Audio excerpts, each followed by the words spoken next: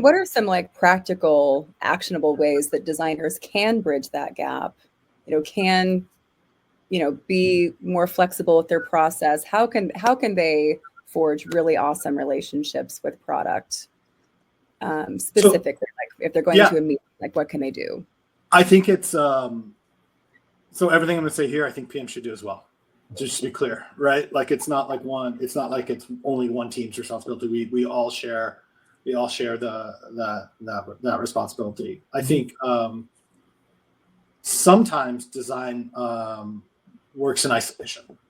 Okay. Right. And I think as much as designers can show not only their work but their thought process, and maybe understanding and aligning with product on goals and assumptions as early as possible, right?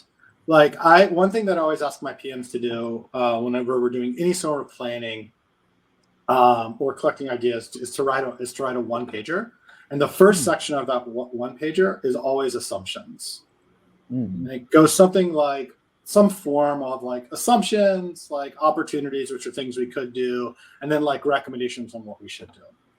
And whenever we sit around and we discuss that one pager, we spend the appropriate amount of time on that first section of assumptions. Because if you are not aligned on assumptions, everything else is just going to be like gears grinding, right? Yeah. And you might spend 2 whole meetings banging out in the assumptions. That's time well spent. Okay. Right. And so I see sometimes that it's clear that a team might have jumped over that step as they move in designs or user research, or like, it's like, well, wait a second, I don't know if we're on the same page. Right. And just to understand what assumptions means, can you give some sample assumptions of what might have cropped up? Yeah. So, it could be everything from like the North Star metric. Like the reason why we're building a particular feature is to generate buzz from influencers. It's not to generate revenue directly, as an example. Right? Buzz is the metric we want. We want a signal. Totally, right? We want people to increase in buzz. Yep. Right? Like when I was at Etsy, one of the features that I inherited when I was there was the ability to search Etsy by color. And it was like this. It was a Flash app that was built by like one of the founders of Etsy. It was like classic. It was terrible. I mean, it was terrible, but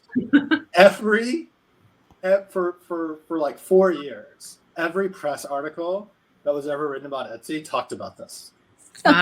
Oops. Okay. Yeah. Right? Now, I'm not suggesting the reason why someone created this feature was for press, right? But when we eventually shut it down, and part of the reason when we were thinking about like what's the value of it, someone's like, well, no sales come from it, and that's like, okay, true, no sales do come from it. However, it's kind of part of Etsy's like ethos of this like fun online flea market to like explore, So I say that because the assumptions really help guide the work. And how you might evaluate if something's working or not working. So I think North Star metrics. Sometimes people have like they might say goals or like anti-goals, right? That could also be an assumption. The amount of time you have to spend something. I'm assuming we're only able to work on this for 2 sprints. Okay. Like, therefore, we need to. Right. Exactly. Right. Like. Yeah. If we're not on the same page there, like I might see design explorations that are completely different, right? What could be another assumption?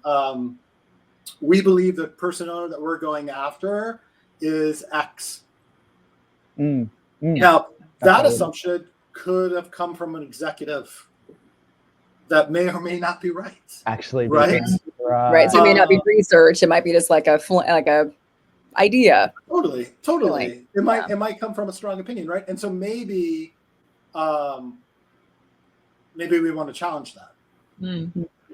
Yeah. Right. Okay.